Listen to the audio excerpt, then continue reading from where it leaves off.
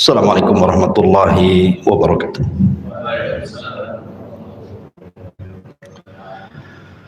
Alhamdulillah wassalatu wassalamu ala rasulillah wa ala alihi wa sahbihi wa mawalah wa la hawla wa la quwata illa billahi wa ba'du. Alhamdulillah, segala puja dan puji hanya milik Allah subhanahu wa ta'ala. Salawat dan iringan salam kita hadiahkan kepada Rasul kita, Nabi besar Muhammad sallallahu alaihi wa ala alihi wasallam. Malam ini biasa kita mengkaji Qasasul Anbiya sebagai selingan biar tidak bosan.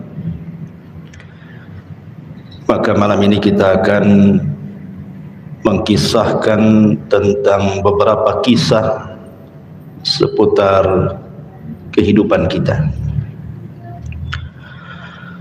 Ada 6 kisah yang ingin saya kisahkan. Sebagiannya tercantum dalam hadis Nabi dan juga kisah salaf dan juga kisah-kisah nyata yang diceritakan oleh para masyayikh kita,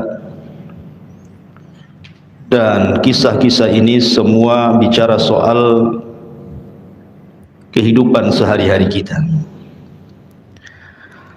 Kisah yang pertama, kisah ini berasal dari Wa'il ibn Hujr ibn Rabi'ah al-Hadrami, seorang sahabat Nabi SAW, dengan Muawiyah ibn Abi Sufyan, pencatat wahyu Nabi SAW. Ma'asyiral muslimin yang dimuliakan Allah subhanahu wa ta'ala, Nabi SAW ketika di tengah-tengah perjanjian Hudaybiyah, maka banyak wufud, kabilah-kabilah dari beberapa kabilah yang datang kepada Rasul untuk mengislamkan diri mereka. Salah satunya adalah Wa'il ibn Hujr al-Hadrami. Ini jauh-jauh datang dari Yaman menghadap Nabi SAW, ingin masuk Islam dan berbaiat. Wa'il ibn Hujr al-Hadrami ini karena dia baru masuk Islam dan bapaknya termasuk dari raja-raja Yaman, jadi dia turunan raja daripada raja-raja Yaman, artinya dia bukan orang biasa, turunan raja. Sehingga kedatangan Wa'il ibn Hujr al-Hadrami ini membuat senang Nabi SAW. Maka Nabi SAW pun kemudian memberikan hadiah kepada Wa'il ibn Hujr al-Hadrami ini, bahkan memberikan sepetak tanah sebagai hadiah Rasul kepada Wa'il ibn Hujr ini. Ketika kemudian Nabi SAW sudah menjamu sedemikian mulianya sehingga senanglah tamu-tamu itu, akhirnya Nabi SAW memerintahkan Muawiyah yang ketika itu masih fakir. Muawiyah itu dulunya miskin sekali, sampai ketika ada seorang janda datang kepada Nabi SAW kemudian minta dicarikan jodoh. Maka Nabi SAW mengatakan, jangan mengambil Muawiyah, karena Muawiyah itu fakirun, orangnya fakir, tidak punya harta. Jangan pula dengan si fulan, karena si fulan itu tidak pernah meletakkan cambuknya di bahunya, maknanya keras, orangnya suka mukul. Tapi menikahlah dengan Zaid, dengan Usamah ibn Zaid. Ma'asyiral muslimin yang dimuliakan Allah subhanahu wa ta'ala, jadi ketika itu Muawiyah yang masih miskin disuruh untuk menunjukkan tanah yang dimaksud oleh Rasul untuk dihadiahkan kepada Wa'il ibn Hujr ini Al-Hadrami. Berangkatlah Muawiyah dengan Wa'il ibn Hujr ini. Muawiyah jalan kaki, sementara Wa'il ibn Hujr Al-Hadrami ini menaiki unta. Dan tanah yang dituju, maksudnya yang dikehendaki Nabi SAW itu cukup jauh, harus melintasi padang pasir. Taulah padang pasir di tengah-tengah siang, terik matahari, panas terik, kering kelontang, tentu akan membakar kaki siapapun yang berjalan di situ. Karena di zaman itu jarang orang pakai sandal. Sandal itu mahal, sandal itu hanya dipakai untuk safar saja. Sehingga diceritakan Muawiyah ibn Abi Sufyan ini tidak tahan dengan panasnya terik matahari itu. Akhirnya kemudian Muawiyah mengatakan, ardifni khalfaka ya Wa'il. Bagaimana kalau seandainya boncengkan aku di belakang untamu itu, biar aku tidak jalan kaki, kepanasan kakiku ini. Tapi jawaban Wa'il ibn Hujr, karena waktu itu dia baru masuk Islam, masih ada kesombongannya karena dia putra daripada raja-raja Yaman. Ya, jadi pengaruh kekuasaan Yaman masih ada pada dirinya. Karena memang begitu kan, biasanya walaupun dia bukan raja tapi anak raja, adalah kesombongan sedikit.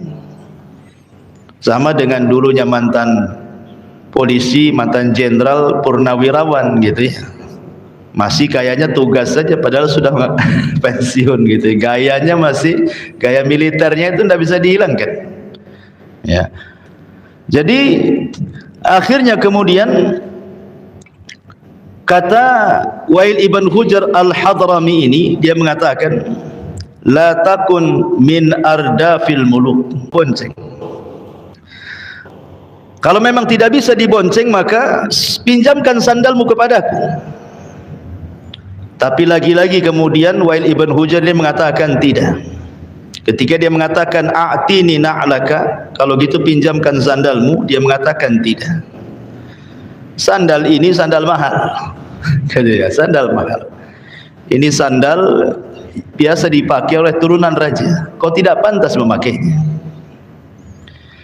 Kalau engkau mau, maka berjalanlah di samping unta. Jadi kalau matahari sebelah sana, kan ada naungan di samping unta itu. Bayangkan coba, berapalah naungan unta itu. Kalau untanya kecepatan, ya kena matahari lagi, kan itu ya. Kemudian kakinya pun panas di tengah padang pasir. Sampailah kemudian di tanah yang dituju itu, kemudian ditunjukkan inilah tanah yang dihadiahkan Rasul untuk. Kemudian berjalanlah waktu, tidak berjumpa lagi antara Muawiyah dengan Wa'il ibn Hujr Al-Hadrami. Sampai akhirnya takdir pun membalik semuanya. Nabi SAW meninggal. Khalifah dipegang Abu Bakar. Abu Bakar meninggal, khalifah dipegang Umar bin Khattab. Umar meninggal, dipegang Utsman. Utsman meninggal, dipegang Ali. Ali meninggal, dipegang anaknya Ali Hasan ibn Ali. Cuma 6 bulan. Setelah itu kekuasaan diberikan kepada Muawiyah. Muawiyah jadi raja. Di zaman Rasul dia miskin. Sekarang Muawiyah jadi raja kaum muslimin. Dialah raja pertama dalam Islam yang disabdakan Nabi SAW, Malikun wa rahmah, raja yang penuh dengan keberkahan. Wa'il ibn Hujr Al-Hadrami ini tentu kaget kan, sekarang Muawiyah sudah kaya tuh. Dia pula jadi miskin. Dulu dia anak raja, sekarang dia miskin. Bagaimanapun dia harus datang kepada Muawiyah berbaiat.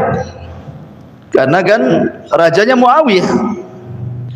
Subhanallah, dengan malu-malunya kemudian Wa'il ibn Hujr Al-Hadrami ini menghadap Muawiyah ibn Abi Sufyan, dan Muawiyah masih mengenalinya.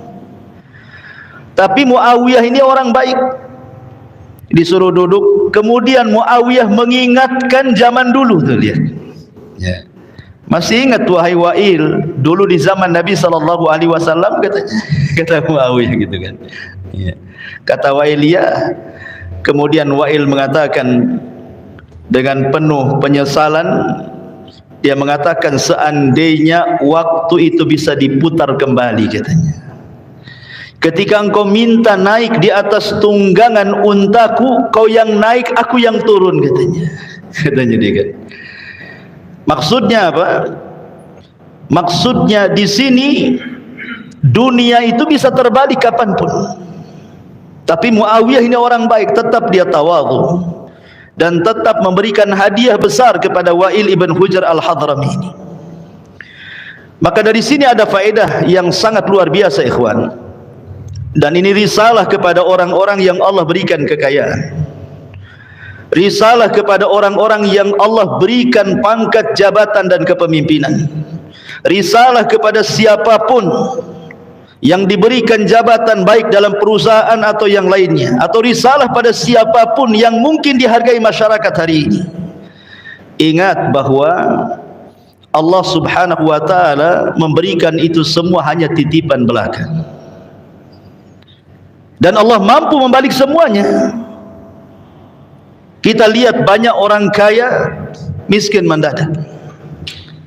Banyak orang yang kemudian tadinya di atas tiba-tiba turun. Banyak pemimpin-pemimpin yang sangat dihormati akhirnya jadi rakyat jelata dan dihinakan. Banyak orang-orang yang berkuasa jadi rendah, dan begitu seterusnya. Ini kuasa Allah Subhanahu wa ta'ala. Maka dari kisah ini ikhwatu fiddin, kita diajarkan agar jangan pernah menyombongkan kepada siapapun, karena Allah mampu membalik segalanya. Ingat kisah yang dulu pernah saya ceritakan tentang kisah Malik ibn Dinar rahimahullahu ta'ala. Di mana Malik ibn Dinar ini menegur Muhallib ibn Abi Sufrah. Muhallib ibn Abi Sufrah ini seorang gubernur di Khurasan kala itu. Jadi ketika dia hendak menggerakkan pasukan untuk perang, dia berjalanlah di arah pasukan itu dengan membusungkan dada. Maka Malik ibn Dinar mengatakan, janganlah kau seperti itu. Inna hadhil misyah mabghudatun min kibalillahi wa rasulih. Jalan kamu seperti itu sangat dibenci Allah dan Rasulnya. Jalan biasa saja. Jangan mentang-mentang kau gubernur, jangan mentang-mentang kau pemimpin, jalan saja sampai membusungkan dada. Makanya ikhwatu fiddin, kadang-kadang jabatan dan kepemimpinan itu persis seperti firman Allah Subhanahu wa ta'ala, kalla innal insana la yatgha an ra'ahu istaghna. Terkadang apabila Allah bentangkan kekayaan, bentangkan kepemimpinan, dibentangkan dunia kepadanya, terkadang dia bisa melampaui batas. Cara jalannya saja membusungkan dada, tidak lihat kiri kanan. Ya. Salam wala kalam. Ya. Tidak salam, tidak bicara. Jadi Malik ibn Dinar menegur, jangan seperti itu. Tiba-tiba kemudian dia berhenti melihat kepada Malik ibn Dinar. Dia tidak tahu kalau dia ulama. Ya.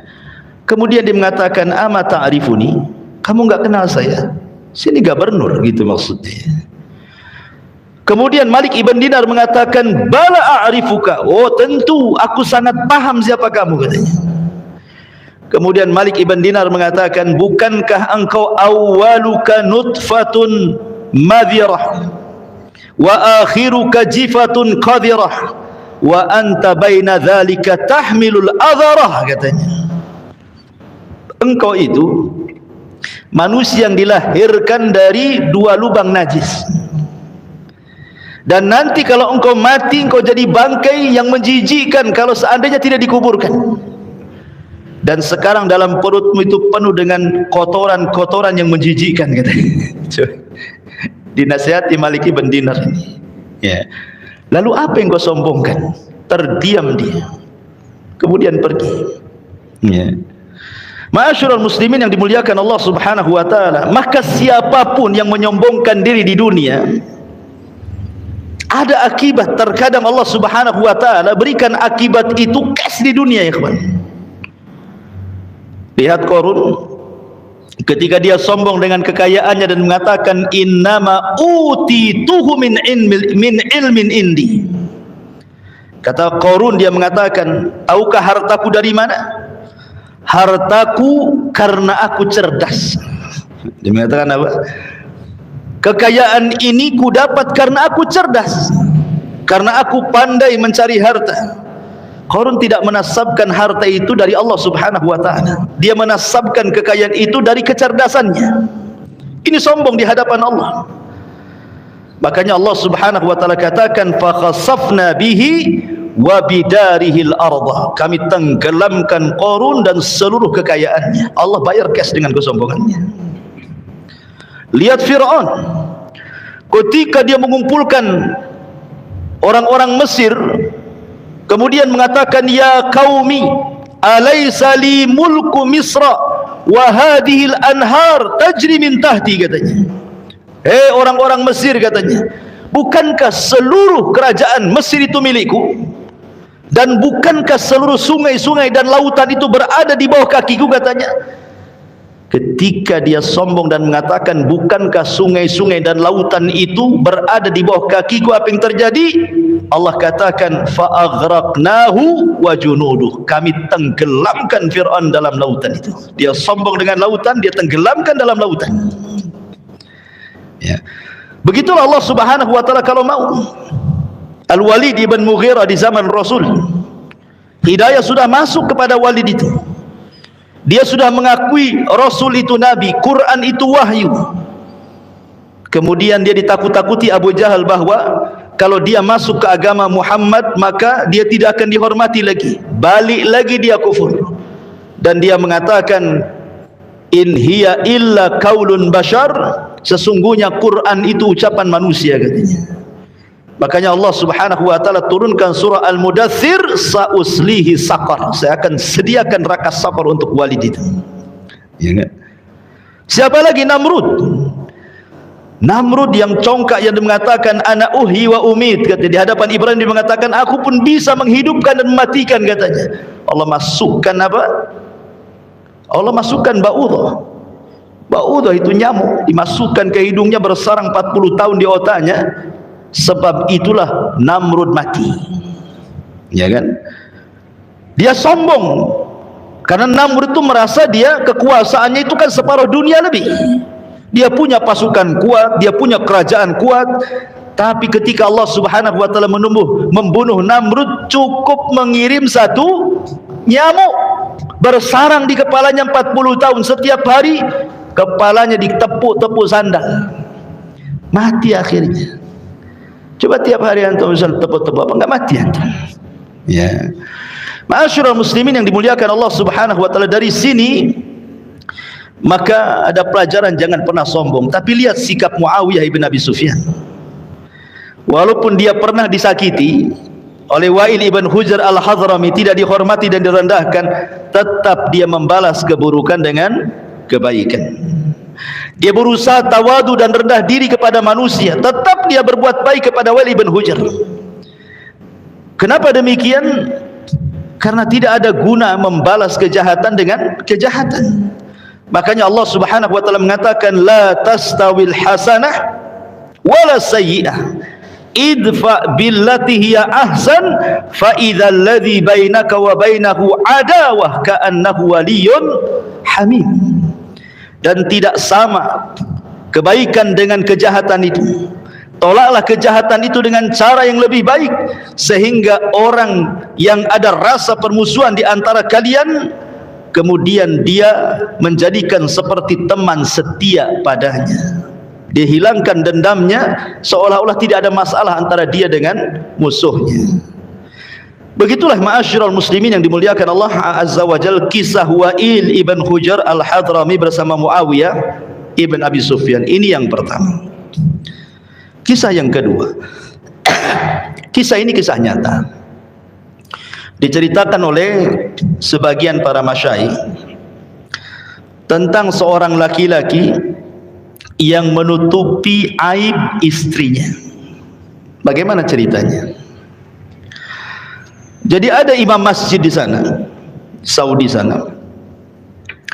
Jadi dia bermimpi, imam masjid ini bermimpi. Dalam mimpinya kemudian di antara jemaah yang biasa sholat di masjidnya itu dimimpikan ada bisikan, ada suara dalam mimpinya, fulan min ahlil jannah, bahwa si fulan itu termasuk penduduk sorga katanya. Dan itu berulang-ulang mimpinya. Imam masjid ini heran karena biasa-biasa saja. Dia makmum, tahulah hari-hari ketemu dengan dia. Tetapi dia sangat berhusnudzon kepada orang itu, bahwa ini bukan mimpi biasa, ini adalah tabsyir, kabar gembira untuk anak muda yang biasa sholat di belakangnya. Suatu hari ketika jamaah sudah pada pergi satu, dia tahan tuh anak muda itu.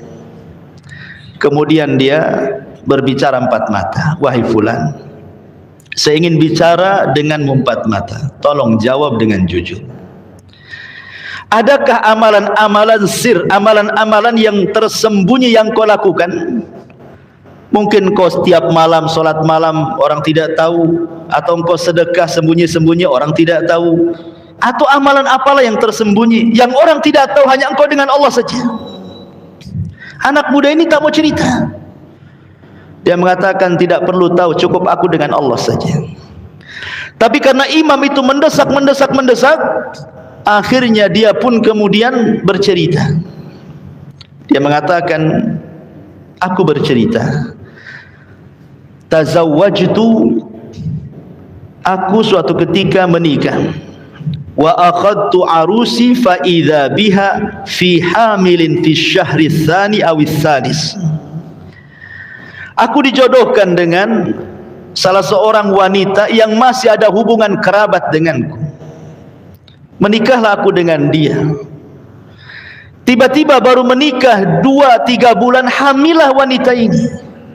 Tidak mungkin orang menikah 2 bulan tiba-tiba hamil, ya kan? Tiba-tiba hamil, maksudnya hamilnya itu sudah mau melahirkan. Karena orang kalau hamil biasanya nunggu 9 bulan kan gitu ya, baru melahirkan. Masa 2-3 bulan hamilnya sudah besar dan akan melahirkan, otomatis ini bayi bukan bayi dia ya. Barulah kemudian wanita ini jujur dan mengatakan kepada suaminya ini, dan mengatakan, sesungguhnya aku telah berdusta kepadamu, bahwa dalam perutku ini ada bayi orang lain, dan tidak ada yang tahu kecuali aku dan yang menghamiliku. Keluargaku tidak tahu, sebab kalau keluarga tahu pasti mereka akan membunuhku. Akhirnya kemudian wanita ini mengatakan kepada suaminya, kalau engkau mau, maka tutupilah aibku, satarakallah, semoga Allah menutup aib. Tolong tutup aibku, semoga Allah menutup aibku ya. Satarani satarakallah, tutup aibku, Allah tutup aibku. Subhanallah, anak muda ini dia mikir, kalau sampai dikasih tahu keluarganya bisa dibunuh. Akhirnya kemudian dia berpikir panjang bagaimana caranya. Kemudian kata anak muda ini, aku tahan istriku jangan bergaul dengan siapapun sampai bayi itu lahir, sehingga tidak ada yang tahu ya. Dan dia pun mencari orang yang membantu kelahirannya, orang jauh, supaya orang-orang situ tidak tahu. Setelah malam itu melahirkan, ketika bayi itu umur beberapa hari, maka aku berpikir bagaimana caranya. Terpikirlah ketika di waktu subuh, ketika manusia sedang sholat, nampak tidak ada orang di masjid, dia gendong bayinya. Kemudian segera dia ke masjid, diletakkanlah kemudian bayi itu di pintu masjid, dia bergegas sholat, tidak ada yang tahu. Otomatis bayi ini kan menjerit-jerit ya. Selepas sholat kemudian dia pula yang berteriak, ini bayi siapa katanya. Dia yang meletakkan, dia pula yang berteriak, ini bayi siapa. Jemaah kaget semuanya kan. Akhirnya kemudian dia menawarkan diri, bagaimana kalau seandainya bayi ini aku angkat jadi anakku ya. Maka orang pun sangat antusias kan gitu. Ya sudah, ambil aja sebagai anakmu tuh katanya. Akhirnya kemudian dia mengatakan, ya tapi kalian harus bersaksi bahwa ini bukan anakku katanya. Kata jamaah, ya mungkin itu ada orang yang naruh bayi sembarang, mungkin pengen diangkat menjadi anak, kok pas pula kamu itu baru menikah, ambillah sebagai anakmu katanya.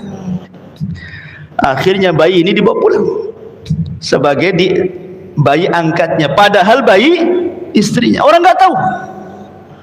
Begitulah anak muda ini cara menutup aib istrinya, sehingga orang tidak tahu itu bayi siapa.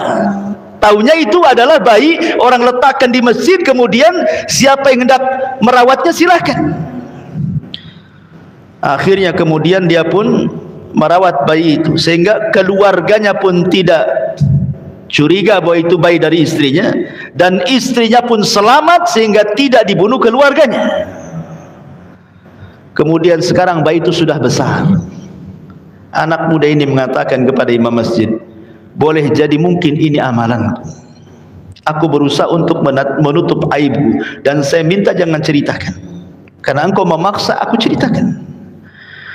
Kemudian akhirnya anak muda ini heran gitu kan, mengatakan kepada imam masjid, kenapa engkau bertanya soal aku? Kemudian imam masjid ini mengatakan, aku bermimpi berkali-kali bahwa ada yang membisikkan kepadaku bahwa si fulan termasuk ahlul jannah. Subhanallah ikhwan, ya.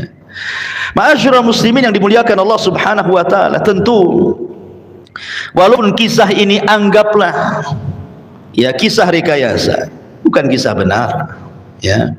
Anggap seperti itu.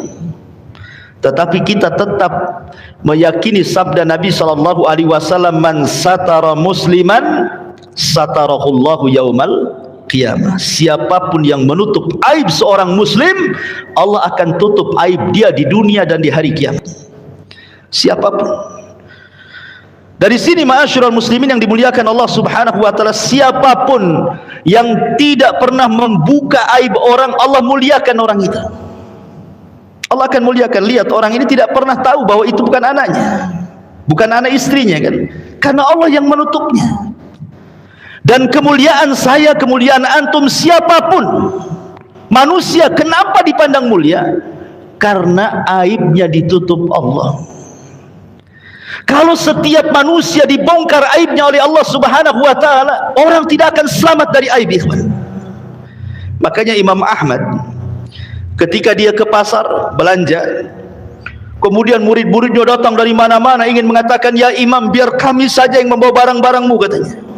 Sudah engkau jalan kaki saja, barang-barangmu tahu sampai saja di rumahmu. Kata imam, tidak, jangan. Kalian menghormatiku itu karena engkau tidak tahu aibku saja. Kalau Allah bongkar aibmu di hadapan kalian, pasti kalian akan mengambil tanah dan meletakkan di kepala aku katanya. Artinya kita bersyukur kepada Allah Subhanahu wa taala, aib kita masih ditutup, ikhwan. Kalau aib kita dibongkar di hadapan manusia, orang semulia apapun pasti jadi hina di mata orang.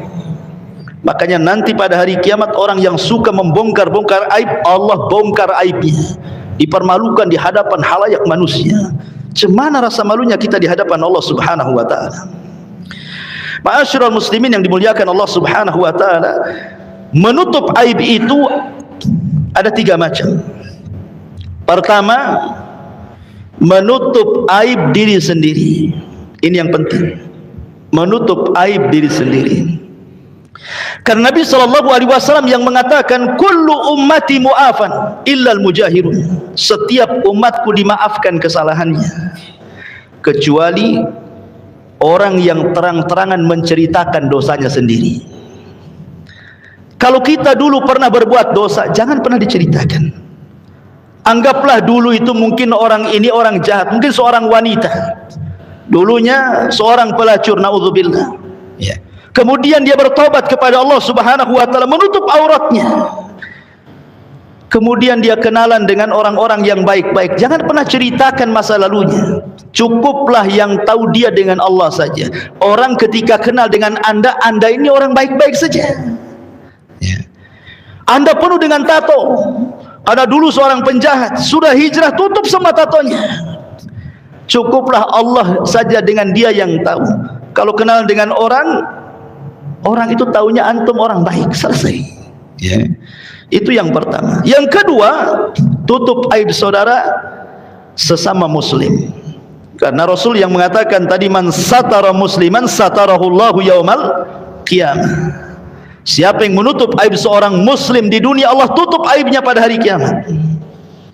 Dan jangan mencari-cari aurat orang lain, sebab kalau kita mencari-cari aurat orang lain, aib orang lain, keburukan orang lain, Allah akan bongkar aibnya walaupun di dalam rumahnya, kata Rasul. Kalau kita mencari-cari aib orang itu, nanti Allah bongkar aibnya sendiri tuh.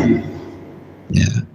Kalau orang kemudian berusaha suudon kepada orang ini, aku jadi cari-cari kesalahannya, nanti suatu ketika Allah bongkar aibnya. Boleh jadi aibnya lebih besar dibandingkan orang yang dituduhnya. Karena ada kaidah dalam Islam itu, kama tadinu tudan. Sebagaimana engkau melakukan sesuatu keburukan kepada orang, nanti Allah kirim orang yang berbuat lebih buruk kepada kamu. Itulah yang disebut dengan hukum karma namanya. Ya. Kemudian yang ketiga, satrul mayyit, menutup aib orang yang sudah mati. Makanya kenapa dalam fardu kifayah itu, ketika seseorang memandikan jenazah, orang-orang khusus yang boleh memandikan, kemudian ditutup dan tidak boleh ada orang melihatnya. Kemudian orang yang memandikanlah orang-orang yang amanah, yang tidak menceritakan aib mayat yang sedang dimandikannya. Sebab kalau semua orang boleh memandikannya, nanti diceritakan aibnya. Makanya kenapa seorang muslim itu punya karamah, kemuliaan, baik ketika hidup ataupun ketika dia mati, harus tutup aibnya. Ya. Ini faedah kisah yang kedua. Masuk ke kisah yang ketiga. Ma'asyiral muslimin yang dimuliakan Allah Azza wa Jalla. Kisah ini juga diceritakan oleh seorang syekh. Entah sanadnya benar atau tidak, kita ambil ibrahnya saja. Ya. Jadi dahulu ada dua orang buta. Ada dua orang buta. Dua orang buta ini selalu berjalan berdua melewati istana kerajaan. Ya. Lah apabila kemudian di istana itu ada seorang putri itu yang sangat dermawan sekali. Dia suka ngasih-ngasih orang miskin.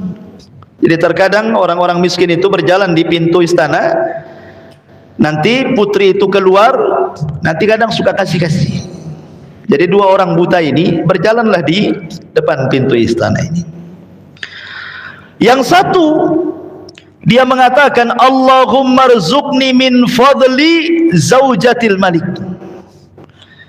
Jadi kalau putri lagi, istri raja itu lagi berdiri di samping istana, di pintu gerbang istana itu, dia mengatakan, ya Allah, berikan rizki kepadaku dari kemurahan hati istri raja.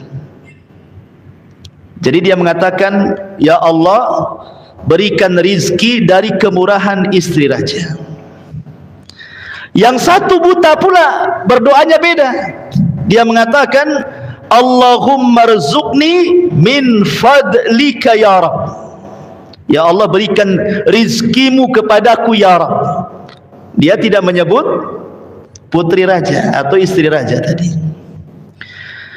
Jadi si putri raja ini akhirnya memberikan kepada yang mendoakan dan memuji dirinya, diberikan dua ayam, ya, ayam yang sudah dipotong-potong tuh, yang masih utuh tapi sudah dicabuti bulunya.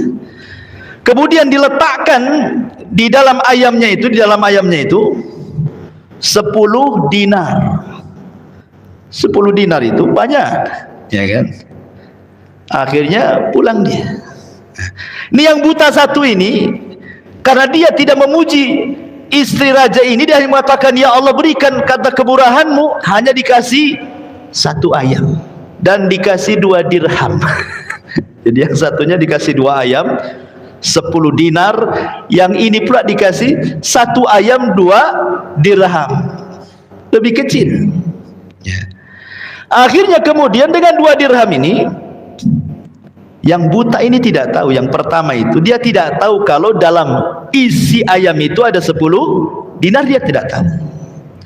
Jadi si buta yang kedua yang meminta kepada Allah itu, dia mengatakan, gimana kalau saya beli ayammu dengan 2 dirham ini, biar saya ambil ayamnya, kau ambil duitnya. Dia nggak tahu ada duitnya itu, ya kan? Akhirnya diambil. Dah, besoknya gitu lagi sampai 10 hari. Sampai 10 hari. Akhirnya istri raja ini marah kepada yang buta pertama itu, yang suka muji-muji dia. Dan mengatakan, ya fulan, tidak cukupkah dengan pemberianku, katanya. Dia bilang, gimana kau hanya ngasih 2 ayam kepadaku untuk makan 1 hari? Cukuplah, besok makan apa saya, katanya. Maka istri raja mengatakan, wahai celaka engkau, aku kasih setiap hari 10 dinar, kau tidak cukup pula, katanya. Kalau dikumpulkan 10 kali 10 dah 100 dinar kan itu. Udah banyak duitmu tuh. Ya. Kemudian dia mengatakan, aku jual kepada kawanku yang buta setiap hari 2 dirham. Jual. Subhanallah ikhwan. Akhirnya kata sang putri ini mengatakan sambil tertawa, lihat, engkau tidak pernah meminta rizki kepada Allah, engkau menyandarkan rizki kepadaku. Lihat bagaimana Allah Subhanahu wa taala balik keadaan, ya kan? Maka di sini ada sebuah pelajaran besar, ikhwan. Siapapun yang menyandarkan kepada manusia, pasti Allah hinakan. Siapapun yang menyandarkan hidupnya kepada harta, pasti Allah fakirkan. Siapapun yang menyandarkan kepada ilmunya, pasti disesatkan.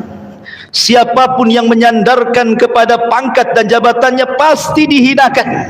Siapapun yang menyandarkan kepada dirinya, maka dia akan dibosankan. Tapi siapa yang menyandarkan diri kepada Allah, maka dia akan dimuliakan. Ikhwan, kemuliaan itu ada pada hati kita. Ada pada hati kita. Karena siapapun yang menyandarkan kemuliaan kepada orang, sekali orang itu habis, kita pun jadi habis. Karena ada orang-orang yang menyandarkan kepada orang lain, apabila memandang dia kemudian dia merasa tinggi, apabila dia memandang dia kemudian dia merasa rendah. Ini orang yang hina, ikhwan. Kemuliaan itu ada pada hati kita yang diikatkan dengan Allah Subhanahu wa taala. Makanya Nabi SAW mengajarkan sebuah doa yang luar biasa. Ketika Nabi SAW dia pulang dari Taif dalam kondisi dilempari batu, berdarah-darah, nggak karu-karuan, lari 1 mil bersama Zaid ibn Harithah. Sepanjang jalan Nabi SAW hanya mengatakan, Allahumma ilaika ashku dha'fa quwwati wa qillati hilati wa hawani 'alan nas. Anta rabbul mustad'afin wa anta rabbi. Ila man takiluni? Ila aduwin yatajahhamuni aw ila qaribin malaktahu amri. Illam takun alayya sakhatun fala ubali. Subhanallah, indah sekali ini doa Nabi. Jadikan doa ini dalam kehidupan antum, tenang antum. Apa kata Nabi SAW? Ya Allah, aku hanya mengadukan kelemahan kekuatanku kepadamu. Sedikitnya pengalaman dakwahku untukmu, dan hinanya aku di mata manusia. Engkau Rob orang-orang yang lemah, dan Engkau Robku. Kepada siapa lagi aku harus menyandarkan diri? Tetapi ya Rob, selama Engkau tidak murka kepadaku, aku enggak peduli. Ketika orang-orang Taif melemparkan batu kepadaku, melemparkan apapun yang mereka lempar ke badanku sampai aku berdarah-darah, kalau ini bukan sebuah kemurkaanmu kepadaku ya Rabb, aku enggak peduli. Yang penting kau masih sayang denganku. Ya. Begitulah Rasul menanamkan kemuliaannya dengan cara menyandarkan kepada Allah. Karena ada orang yang kemudian merasa terhina sehingga ketika Allah Subhanahu wa taala memberikan ujian kepada kita, seolah-olah itu ujian, itu azab dari Allah kepada kita. Dan itu kebanyakan masyarakat seperti itu yang kurang iman. Diuji kefakiran, dia mengatakan, ya Rabb, asik aku saja yang miskin, katanya. Diuji gulung tikar, asik aku saja yang gulung tikar, usaha tidak pernah maju-maju, kok yang lain enak kali, katanya. Ketika anaknya sakit, kenapa anakku terus yang sakit, anak orang sehat-sehat, katanya kan. Jangan pernah ujian itu kemudian Allah menjadi objek celaan. Karena Allah Subhanahu wa taala menguji manusia itu untuk mengetahui siapa yang jujur, siapa yang dusta keimanannya. Kalau memang orang jahat, Allah sedang menegurnya. Kalau dia orang baik, Allah sengaja mengangkat derajatnya, kan begitu. Ya. Makanya dari sini ma'asyiral muslimin yang dimuliakan, jangan sandarkan sesuatu kepada selain Allah. Karena Allah Subhanahu wa taala mengatakan, walillahil izzatu jami'ah. Milik Allah lah kemuliaan semuanya. Seolah-olah Allah ingin katakan kepada kita, kalau aku muliakan engkau, maka tidak ada manusia yang menghinakan dirimu. Tapi kalau aku hinakan dirimu, maka tidak ada manusia yang mengangkatmu. Maka siapapun yang diangkat oleh Allah tidak akan dihinakan manusia. Siapapun yang dihinakan Allah, tidak ada yang mengangkatnya dari manusia. Memang seperti itu. Karena manusia ini terkadang kalau kita di atas, mereka tepuk tangan. Ketika kita di bawah, tangan yang tadinya bertepuk-tepuk untuk kita diletakkan pula di mukanya, tidak mau memandang kita. Begitulah manusia. Tetapi orang mulia itu, dia tidak pernah memandang pujian dan tidak pernah memandang celaan. Hatinya la tataghayyar, tidak akan berubah. Dia samakan antara pujian dan juga celaan. Mau memuji silahkan, mau mencela silahkan. Tidak menjadi besar karena pujian, tidak pula menjadi kecil karena celaan. Begitulah orang mulia. Itu kaidah itu. Ya. Ma'asyiral muslimin yang dimuliakan Allah Azza wa Jalla. Ini terlalu dalam nih pengajiannya. Ini pengajian sufi nih. Ma'asyiral muslimin yang dimuliakan Allah Subhanahu wa taala. Taib. Ini kisah yang ketiga. Kisah yang keempat. Ma'asyiral muslimin yang dimuliakan Allah Azza wa Jalla. Dulu ada seorang penguasa, gubernur, namanya Khalid ibn Yahya al-Burmuki. Pada zaman Khalifah Harun ar-Rasyid. Jadi dia dijadikan gubernur oleh Harun ar-Rasyid. Gubernur dihormati, diberikan kekayaan, fasilitas, gaji, macam-macam ada. Ya. Suatu ketika, entah kenapa dia kena kasus. Akhirnya Harun ar-Rasyid memenjarakan Khalid ibn Yahya al-Burmuki ini, dan juga anaknya dimasukkan ke dalam penjara. Dua-duanya dimasukkan, bapak dan anak dimasukkan. Lama dia tinggal di penjara. Akhirnya anaknya bingung, kesalahan bapaknya apa dan kesalahan dirinya apa gitu ya. Jadi dia kemudian ngomong sama bapaknya, ya abati, ba'dal izzi wal amri wan nahyi sirna fil qaidi wal habsi. Wahai bapak, setelah kita dihormati manusia, diberikan kekuasaan, dimuliakan, bisa memerintah, bisa melarang, tiba-tiba kita sekarang dipenjara, dihinakan. Ya. Ada apa ini? Kata anaknya. Maka Khalid ibn Yahya al-Burmuki mengatakan, ya bunai, da'watu madlum sarat bil laili wa nahnu anha ghafilun wa lam yaghfalillahu anha. Wahai anakku, boleh jadi ini doa orang-orang yang pernah kudzalimi semasa aku berkuasa. Boleh jadi ini doa orang-orang yang kudzalimi semasa aku berkuasa. Dan kita lalai dari doa-doa mereka, sementara Allah tidak pernah lalai. Kita lalai dari doa-doa orang yang mendolimi, yang kita dolimi, sementara Allah tidak pernah lalai. Ya, karena orang-orang yang didolimi, mereka tidak pernah lalai dari orang-orang yang mendoliminya. Orang yang didolimi tidak pernah tidur malam, karena hatinya terganggu, resah, sakit, pedih. Makanya mereka terkadang mengangkat kedua tangan, ya Rabb, ya Rabb, doa kecelakaan. Sementara kita yang mendolimi asik tidur, sementara orang itu sedang mendoakan keburukan kepada kita. Ma'asyiral muslimin yang dimuliakan Allah Azza wa Jalla, ada satu kisah nyata, ini juga diceritakan oleh masyayikh. Jadi suatu ketika ada orang kaya, ceritanya ada orang kaya sedang berjalan-jalan, dia menggunakan pakaian yang bagus, yang indah. Suami istri, orang kaya, jalan kaki, jalan-jalan. Rupanya dari berlawanan arah itu ada kakek-kakek pakai tongkat, jalan punya susah, dan dia sedang sakit. Akhirnya ketika kemudian berpapasan, qadarullah ada lubang-lubang itu penuh air. Namanya kakek-kakek sudah tua sakit, kepelesetlah dia, kemudian masuklah dia ke dalam lubang itu. Rupanya cipratan airnya terkena pula baju istrinya yang indah itu, yang mahal itu. Marah istrinya, marah. Kemudian dia ngeluh kepada suaminya. Suaminya terpengaruh dengan istrinya, akhirnya mendekati kakek itu, ditamparnya kakek itu. Saya bayangkan, ya. Akhirnya kakek itu kemudian mengucapkan sesuatu, anak muda ini tidak tahu dia sedang mengucapkan apa. Akhirnya kakek ini pulang dengan sedih. Kemudian anak muda dan istrinya, orang kaya ini, pulang juga mau ganti pakaian, ya. Entah kenapa baru sampai di rumah kepelesetlah suaminya, kemudian terbentur kepalanya, mati ceritanya. Akhirnya istrinya nuduh, jangan-jangan disihir kakek tadi, katanya. Jangan-jangan kakek itu penyihir itu, katanya. Akhirnya kemudian dituduhlah kakek itu penyihir. Keluarganya kumpul, akhirnya melapor ke mahkamah.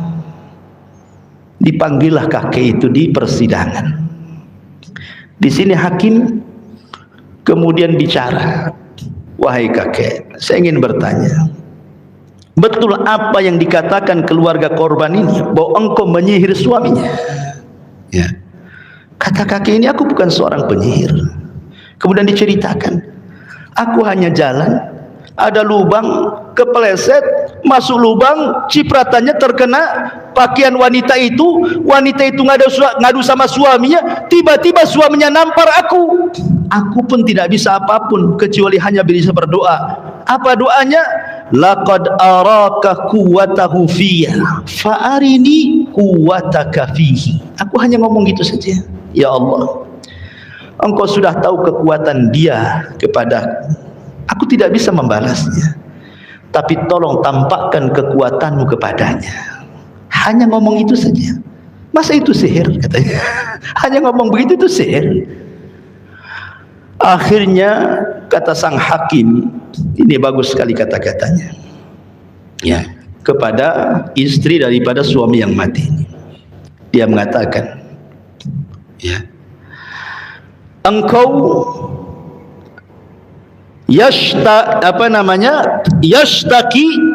tashtaki ila habibiki falatomahu hadal ajuz. Suamimu, engkau mengadu kepada orang yang kau cintai. Akhirnya orang yang kau cintai, suamimu, menampar pula kakek ini. Tapi kakek ini mengadu kepada Allah yang dicintainya, maka Allah membunuh suamimu.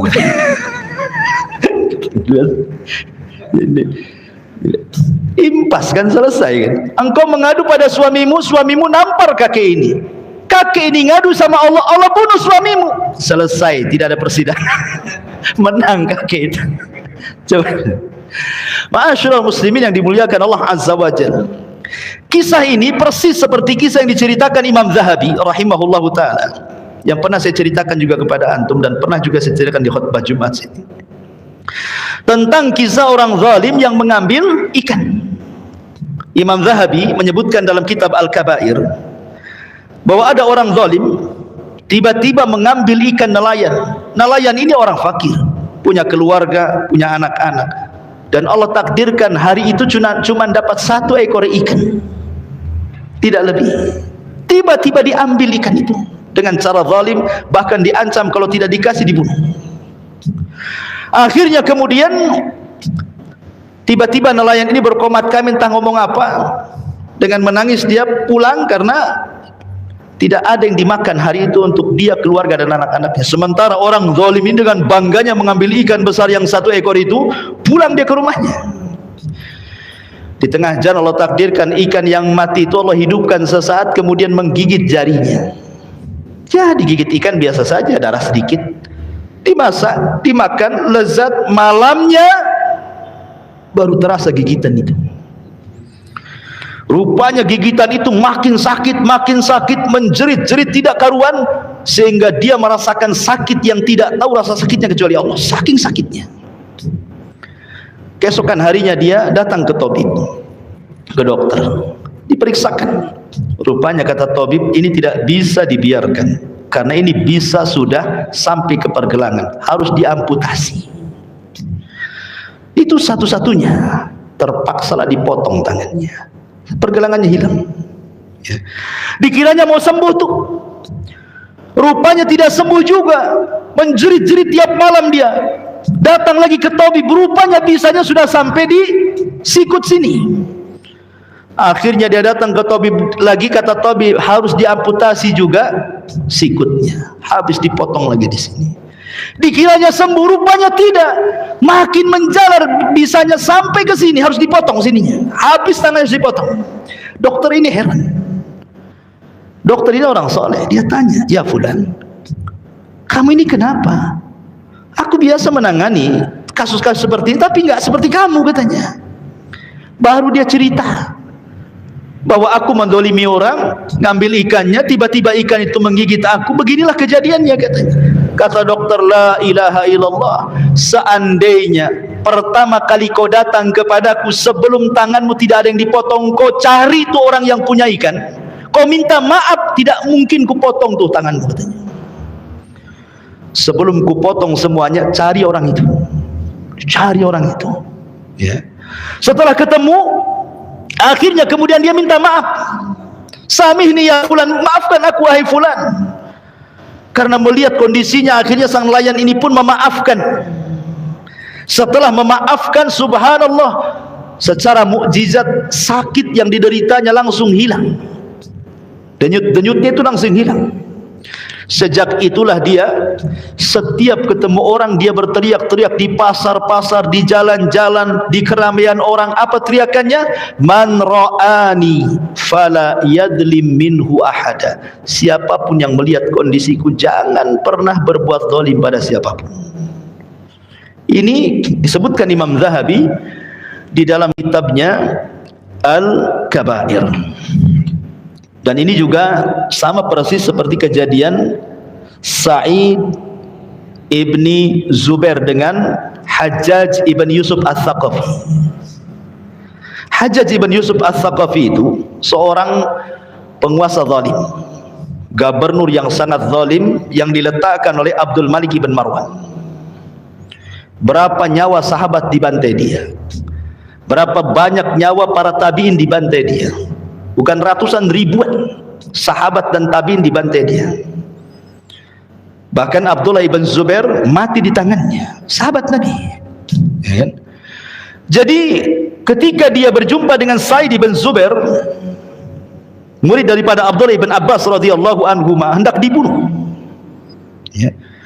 Tapi Sa'id ini orangnya pemberani, dia tidak takut mati. Ketika dia mengatakan, Hajjaj mengatakan, ingin seperti apa aku bunuh kau ini? Ingin digantung, ingin digorok, ingin apa? Terserah. Sebutkan cara pembunuhanmu, katanya. Kata Sa'id, terserah kamu, kau membunuh aku dengan cara apapun terserah, katanya. Kemudian dia membaca ayat. Makin emosi Hajjaj ibn Yusuf. Hajjaj ibn Yusuf ini hafal Quran dan cinta dengan Quran, dan dia suka dengan para penghafal Quran. Hajjaj ibn Yusuf ini walaupun dia penghafal Quran, tapi zalimnya naudzubillah, ya, karena kekuasaan. Dan walaupun jahat, dia tidak pernah korupsi. Ketika dia meninggal, Hajjaj itu tidak ada 1 dirham pun ada padanya, tapi memang dia jahat orangnya, ya. Jadi Sa'id ibn Zubair kemudian sebelum dibunuh dia membacakan doa. Allahumma la tusallithu ala ahadin yaqtuluhu ba'di. Ya Allah, jangan kau kuasakan kepada Hajjaj siapapun yang dibunuh setelahku, cukup aku yang terakhir, katanya. Sudah banyak nyawa para sahabat dibantai dia, sudah banyak nyawa kibarut tabiin dibantai dia, cukup aku yang terakhir. Jangan kau kuasakan kepada orang zalim ini nyawa siapapun setelahku, kata Sa'id bin Zubair radhiyallahu anhu ini. Subhanallah. Kemudian kata Hajjaj murka karena mendengar doanya, izbahu, sembelih dia, sembelih dia. Akhirnya disembelih mati.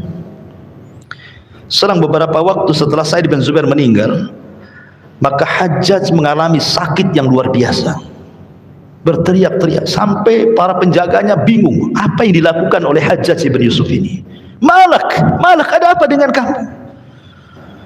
Kemudian dia berteriak, aku bermimpi dan mengatakan, mali wali Sa'id, ada apa dengan Sa'id bin Zubair? Ada apa aku dengan Sa'id bin Zubair, katanya. Dia ngomong gitu terus sampai akhirnya Allah wafatkan dia.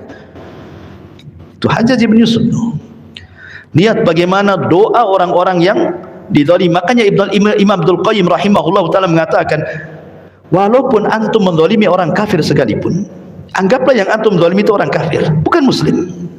Tapi kalau orang kafir mengatakan ya Rabb, ya Allah, maka Allah subhanahu wa ta'ala akan mengatakan, wa izzati wa jalali la ansurannaka walau ba'dahin. Dalam hadis qudsi Allah akan mengatakan, demi kemuliaanku dan demi keagunganku, aku akan tolong engkau dalam waktu yang sangat singkat.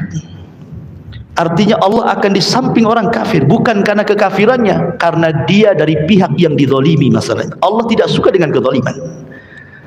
Jadi pembahasannya soal zalim, bukan kekafiran, karena Allah itu la yuhibbul zalimin, la yuhibbul zalimin. Allah tidak suka dengan orang-orang zalim. Ini kisah yang keempat. Masuk kisah kelima. Ma'asyiral muslimin yang dimuliakan Allah subhanahu wa ta'ala, kisah yang kelima ini diriwayatkan Imam Bukhari. Nabi SAW bercerita tentang seseorang di zaman Bani Israel. Hadis sahih dikeluarkan Imam Bukhari. Dahulu di zaman Bani Israel ada seorang laki-laki, dia peniaga, tijarah, kemudian khasir, bangkrut. Biasalah orang berniaga itu kadang untung kadang buntung, ya biasa, ya. Jadi orang ini bangkrut, kemudian cari modal. Dia mencari-cari orang untuk bisa dipinjami duitnya. Maka adalah orang terkenal yang suka membantu orang. Dia datang kepada orang itu, tidak kenal, bukan kawan, bukan siapa-siapa, enggak kenal. Cuman dia mengatakan, ya fulan, aku lagi bangkrut, bisakah engkau meminjamkan kepadaku 1000 dinar, 1000 dinar, banyak 1000 dinar itu, kawan, bukan sedikit. Dinar itu kalau diemaskan 4 gram emas lebih, 1 dinar kali 1000, ya, itu bisa, kalau disatukan emas bisa 5 kilo tuh. Kan itu 1000 dinar tuh 5 kilo emas tuh, banyak lah 5 kilo itu kresek itu. Jadi akhirnya dia mengatakan, baik, akan aku berikan pinjaman kepadamu, tetapi siapa syahidnya, saksinya siapa? Namanya pinjam meminjam kan harus ada saksi, saksinya siapa? Tiba-tiba orang mengatakan, wa kafa billahi syahida, cukuplah Allah saksinya. Akhirnya dengan modal percaya dikasihkanlah uang itu 1000 dinar. Kira-kira di zaman sekarang pinjam uang 1 juta, antum bilang saksinya Allah, dikasih enggak? Ya kan, walaupun banyak saksi mikir-mikir itu kan. Apalagi orang ini terkenal tukang pinjam kan, dan tidak bayar, makin enggak dikasih, ya kan. Akhirnya ditentukanlah hari, tanggal, bulan pembayarannya.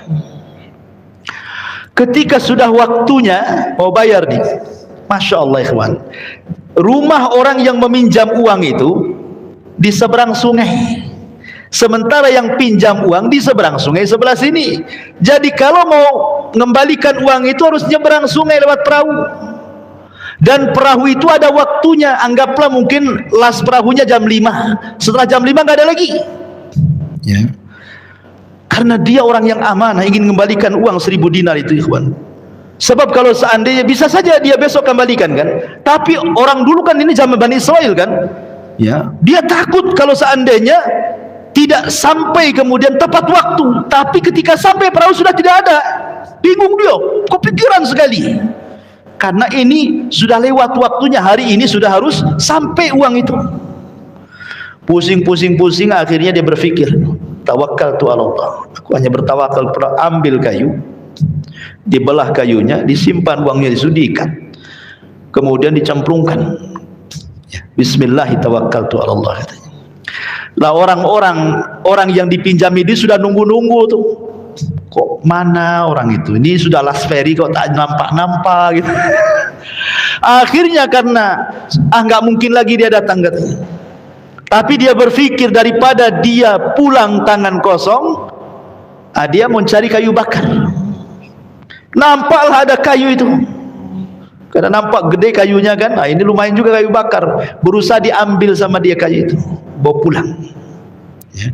Ketika hendak dibelah kayunya itulah dia kaget, pas terbelah kok ada uang 1000 dinar dan di situ ada surat. Ya. Akhirnya dia mengatakan alhamdulillah. Lihat dari sini ada pelajaran apa? Tawakal. Ya. Tapi ini kan cerita Bani Israil. Antum jangan lakukan kayak gini. Kalau antum lakukan kayak gini ke bawah kan. Orang yang renang sana yang ngambil duit. Ini cerita orang dulu, cerita Bani Israil kayak gini. Nah, ini sahih kan, dia dikeluarkan Imam Bukhari kan itu. Baik. Tapi ada satu kisah menarik. Ada seorang syekh bercerita. Ini kisah tentang tujar, akbar tujar. Kata syekh ini muttasil sanadnya katanya. Jadi ceritanya ada orang kaya raya, orang paling kaya di Riyadh. Orang paling kaya di Riyadh. Selain kaya, dermawan. Dan tidak heran kalau di negeri Arab itu orang kaya dermawan itu tidak heran kalau saya. Kenapa? Saya pernah mengalami. Ya, waktu saya di kuliah di Yaman itu, di daerah Taiz itu ada orang paling kaya. Dia punya perusahaan, kalau kita bahasa kita ciki-ciki, macam-macam, pokoknya makanan-makanan kaleng, minuman-minuman kaleng ciki itu perusahaan dia semua tuh. Ya. Perusahaan dia. Dia pun punya perusahaan di Indonesia, perusahaan minyak sawit. Ya. Kaya kali. Ya. Jadi saya itu penasaran karena banyak para thalabatul ilmi, para mahasiswa itu kalau sudah tajdid iqamah, tiap tahun kan kita harus memperbarui izin tinggal. Kan harus bayar sekian juta kan. Kan tidak semua para thalabatul ilmi punya uang. Akhirnya mereka pun biasanya buat proposal. Bahasa Arabnya takdim, buat takdim gitu kan. Jadi nanti proposalnya diantar ke dia, nanti dia cukup tanda tangan proposalnya, proposal itu dibawa ke bank. Dia punya bank namanya Bank Tadamun. Ya, nanti dicairkan sama bank. Nampak orang bank itu tanda tangan dia, langsung dicairkan tuh. Ya. Yang menakjubkan bukan itunya. Dia mensyaratkan setiap mengasih proposal itu harus jam 3. Jam 3 malam. Jadi waktu itu saya sama Ustaz Aswad sama ada beberapa lah gitu ya. Ada beberapa, saya pengen tahu saja kok, karena orang-orang ngomong macam-macam kan itu, luar biasa kalau muji-muji. Berangkatlah saya ke sana dengan Ustaz Aswad dengan yang lain. Memang betul-betul memang. Jadi saya lihat sampai jam sana jam 2 tuh nanjak tuh jauh kan itu. Pokoknya capek tuh. Tapi terobati capeknya. Masya Allah, orang-orang miskin itu dari mana-mana datang, malam-malam pada tidur di sekitar itu, nunggu jam 3 ya. Kalau sudah jam 3 baru kita masuk ke masjidnya, kemudian nanti dia datang, bersih orangnya, udah tua, kemudian dia hafal Quran lagi. Ini orang kaya, udah kaya hafal Quran ya. Kemudian dia ngaji nanti sama anak-anak buahnya, pekerja-pekerja disimak tuh. Dia baca beberapa juz, selesai baca Quran, disimak, baru kita datang ngasih proposal. Itu banyak itu, bukan 1-2 orang, mungkin 100-200 orang ada tuh setiap harinya ikhwan, setiap harinya ya. Dan ngasihnya bukan sedikit, 3 juta, 5 juta, 10 juta, tengok kebutuhan setiap hari. Nanti ngambil uangnya di bank dia, nanti ke Son A, di banknya di situ cabangnya, kita datang dikasih. Artinya saya nggak heran kalau orang-orang sana itu memang sudah kaya, dermawan luar biasa. Nggak heran kalau di sana, di Indonesia heran saya. Karena jarang yang gitu. Biasanya kalau orang kaya kalau nyumbang ya sekali-kali itu pun manggil wartawan, ingin viral kan gitu ya. Kan itu ya.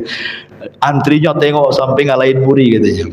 Tapi orang sana biasa. Jadi ini yang bercerita, ini cerita di Riyadh itu ada Akbar Tujar, memang pedagang besar, orang kaya, dermawan. Jadi setiap Ramadan, kata Syekh ini bercerita, suka membagi-bagi zakat dan infak ini.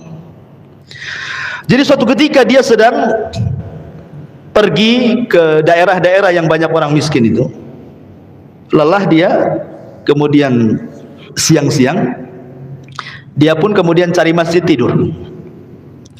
Dalam tidurnya dia bermimpi, idhab ila mantiqati fulanin fa inna fiha abdun li mundu thalatha ayyamin la yuftir illa al-ma, katanya. Dalam mimpinya orang kaya ini dibisikkan, kamu harus pergi ke desa fulan, ya, ke desa fulan, cari namanya orang ini. Orang ini hambaku, ya, hamba Allah. Dia sudah 3 hari tidak berbuka puasa kecuali dengan air. Kau datang, kemudian fa'atihi ma yakfihi sana, berikan kepada dia uang sebanyak kalau digunakan cukup untuk setahun, katanya. Akhirnya kaget dia, ya, bangun dalam mimpinya, diputar rutenya, yang tadinya ke barat jadi ke timur. Dia cari itu desa yang dalam mimpinya. Akhirnya betul-betul ketemu desa itu. Setelah ketemu, dia masuk ke dalam masjid. Rupanya ketika cari-cari namanya, persis ada nama yang dalam mimpinya. Rupanya dia imam masjid itu, bukan imam rawatib, imam yang sekali-kali gitu. Tiba-tiba setelah sholat, karena sudah asar, dia istirahat, mau menjelang maghrib. Kemudian imam ini mengatakan kepada orang asing, nampaknya kau orang asing, saya tidak pernah melihat kamu di sini. Iya, kata bapak ini. Kalau begitu ayo kita ke rumah saya. Ya, kita batalkan puasa seadanya, katanya. Akhirnya kemudian dia ajak ke rumahnya. Kagetlah orang kaya ini, di rumahnya nggak ada apa-apa, nggak ada apa-apa, kosong. Hanya ada tikar untuk duduk, untuk tidur keluarganya di situ. Anaknya pun bajunya nggak jelas, ya, robek-robek. Akhirnya kata sang imam masjid mengatakan, silahkan, hanya dikasih air putih saja. Dia mengatakan, seandainya lauli ghairi la'ataituka akhar, kalau seandainya aku punya yang lainnya pasti aku akan kasih yang lain, tapi yang ada hanya air putih. Demi Allah wahai Tuhan, saya 3 hari tidak berbuka kecuali dengan air putih ini saja, katanya. Cocok dalam mimpinya kan, bahwa orang ini selama 3 hari tidak berbuka kecuali dengan air. Akhirnya dia pun menangis, gemetar badannya. Rupanya betul apa yang dimimpikannya itu, gemetar. Dan dia mengatakan, saya ini hamba Allah yang diutus Allah untuk memberikan harta kepadamu yang mencukupkan engkau setahun. Ketika mendengar itu, menangislah imam masjid ini. Kemudian berteriak-teriak, ya fulan la taftinni bimalik, jangan kau fitnah aku dengan hartamu, jangan kau fitnah aku dengan hartamu, pergi kau dari sini, katanya. Subhanallah, tawakalnya kepada Allah. Seandainya antum di posisi orang ini, pasti nambah, jangan setahun lah Pak, 10 tahun gitu ya kan. Tapi dia bilang, la taftinni bimalik, jangan kau fitnah dengan hartamu, pergi-pergi, katanya. Akhirnya orang kaya ini menangis-nangis, mengeluh-ngeluh, tolong terimalah, pokoknya luar biasa, minta diterima. Karena setelah terus mengeluh-ngeluh minta diterima, subhanallah, dia hanya mengambil al-furiyah, hanya mengambil 1.000 real saja, yang hanya cukup seminggu habis, ya, padahal dia mau ngasih untuk setahun. Berapa ribu real itu kan begitu, dia hanya ngambil 1.000 real yang seminggu sudah habis. Ya, dan dia mengatakan, inni tawakkaltu ala Allah, aku punya Allah, katanya. Pergi-pergi, katanya. Lihat bagaimana ma'asyiral muslimin yang dimuliakan Allah Azza wa Jalla. Orang kalau tawakal kepada Allah Subhanahu wa taala, maka dia tidak akan pedulikan manusia. Dia punya Allah kok. Ya kan? Baik, ini kisah yang kelima. Yang terakhir, kisah dari Abu Hurairah radhiyallahu an, dan ini dikeluarkan Imam Muslim. Sebagian kita pernah mendengar. Kata Nabi SAW, bainama rajulun bifalatin minal ardi fasami'a sautan fi sahabatin. Ada laki-laki berjalan di galangan sawah, galangan kebun. Tiba-tiba dia melihat ada awan hitam di atas kepalanya berjalan. Yang mengherankan lagi, awan itu terus berjalan. Hanya segunduk awan itu saja. Kemudian tiba-tiba di balik awan itu ada suara yang sangat persis terdengar jelas, asqi hadiqata fulan, airi ladangnya fulan ibn fulan, disebut namanya. Anak muda ini heran, siapa yang ngomong? Tengok ke kanan tak ada orang, ke kiri tak ada orang, ke belakang tak ada orang, apalagi ke depan. Dia mandang ke depan tak ada orang. Rupanya suara itu dari langit. Hujani kebun si fulan, hujani kebun si fulan. Penasaran dia, diikutilah awan itu. Kemana awan ini perginya? Ya. Rupanya setelah jauh dia mengikuti awan yang berjalan itu, rupanya awan itu berhenti di sepetak ladang. Setelah berhenti di sepetak ladang, awan itu merendah, kemudian hujan. Subhanallah, airnya tidak kena sebelah kanan, sebelah kiri, depan, belakang. Persis hanya di petak itu saja airnya. Apa gak heran tuh? Kenapa ladang seperti itu? Kok gak kecipratan gitu ya? Kenapa di ladang dia saja? Habis itu setelah selesai hujan, awan ini pergi. Dia tunggu, penasaran, ini ladang milik siapa ini? Ditunggu akhirnya. Rupanya selang beberapa waktu datanglah pemilik ladang itu. Kemudian ditanya, ya Abdullah, mas mukawai hamba Allah, siapa namamu? Kata pemilik ladang, nama saya fulan ibn fulan. Kaget dia, kok nama itu persis seperti yang dia dengar di atas awan itu. Berarti ini pemiliknya. Kemudian dia tanya kepada pemilik ladang ini, sebenarnya apa yang kau lakukan dengan ladangmu ini, katanya. Kemudian laki-laki ini bingung dengan pertanyaan itu, ya. Kemudian tanya balik, kenapa kau bertanya seperti itu? Akhirnya diceritakan tadi. Yang punya ladang pun bingung kan gitu kan, karena dia tidak pernah melihat kejadian seperti itu. Barulah dia bercerita, oh boleh jadi dia mengatakan, karena aku selalu apabila panen di ladangku ini, di sawahku ini, aku jadikan panen itu 3 bagian. Sepertiga aku masukkan ke ladang, sepertiga aku sedekahkan, sepertiga untuk hidup aku dan keluargaku. Apakah seperti itu setiap panen? Iya, setiap panen seperti itu. Lihat bagaimana ma'asyiral muslimin yang dimuliakan Allah Azza wa Jalla, terkadang harta yang diberkahi itu pasti tidak akan pernah punah. Pasti ada saja jalannya rizki itu datang kan. Wa yarzuqhu min haitsu la yahtasib. Kadang Allah Subhanahu wa taala memberikan rizki dari arah-arah yang tidak disangka. Boleh jadi mungkin dia punya 1 pohon mangga di depan rumah, tapi sekali buah banyak gitu kan. Atau pohon jambu sekali buah banyak, bisa dijual gitu kan. Siapa yang tahu? Allah Subhanahu wa taala yang menakdirkan rizki-rizki itu. Maka ma'asyiral muslimin yang dimuliakan Allah, ini semua cerita-cerita tentang kehidupan kita ini. Banyak kisah-kisah tapi juga waktu, ya. Mudah-mudahan kisah-kisah yang sudah diceritakan bisa dijadikan ibrah. Fa'tabiru ya ulil absar. Subhanakallah bihamdika asyhadu an la ilaha illa anta astaghfiruka wa atubu ilaik. Allahu ta'ala alam. Assalamualaikum warahmatullahi wabarakatuh.